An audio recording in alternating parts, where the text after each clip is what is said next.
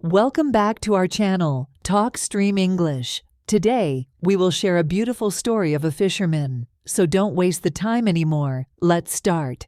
The Fisherman's Tale. In the sleepy coastal village of Eldam, lived a fisherman named Thomas. He had inherited his trade from his father, who had inherited it from his own father, and so forth, down a long line of men who had all found their lives and livelihoods in the briny depths of the North Sea.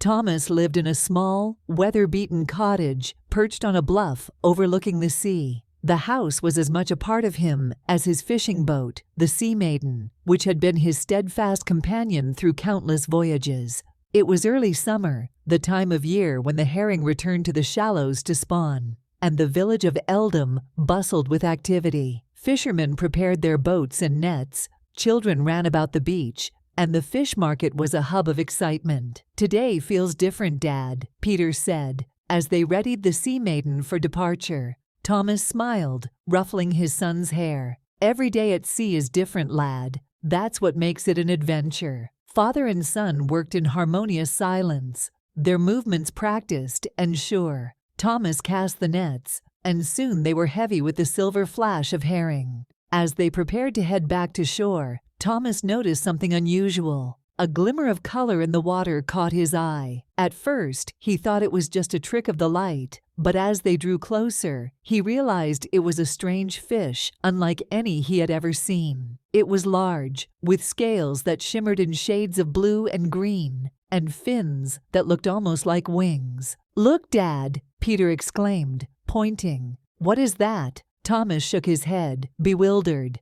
"I've never seen the like. Let's get it aboard." With some effort, they managed to net the fish and haul it onto the deck. It flopped about, its scales catching the sunlight in a dazzling display. As Thomas and Peter examined it, they were struck by its beauty and the mystery of its presence in their waters. "We should take it to old Ben," Thomas said. "He knows more about the sea and its creatures than anyone else in Eldam." Old Ben was the village's unofficial historian and marine expert. He had sailed the world in his youth and returned to Eldam with a wealth of knowledge and stories. Now, he was a fixture at the local tavern, where he regaled anyone who would listen with tales of his adventures. When Thomas and Peter arrived with their strange catch, Old Ben's eyes widened in astonishment. He examined the fish with a mix of reverence and curiosity. "This," he said slowly, "is a celestial fish. They're exceedingly rare, believed by some to be a sign of great fortune or a harbinger of change." Thomas frowned. "What kind of change?" Ben shrugged. "That depends on how you see it. Some say they bring prosperity. Others believe they foretell great trials. But one thing is certain. They're magical creatures, linked to the very heart of the sea." Peter was fascinated. "What should we do with it?" Old Ben leaned back in his chair, considering.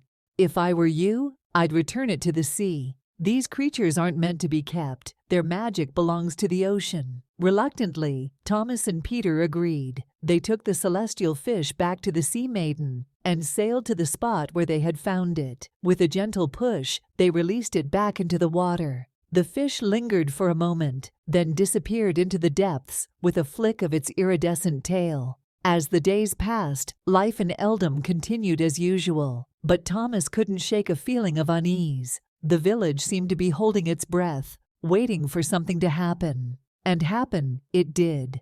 One night, a fierce storm rolled in from the sea. It struck with little warning, the sky turning black and the wind howling like a wild beast.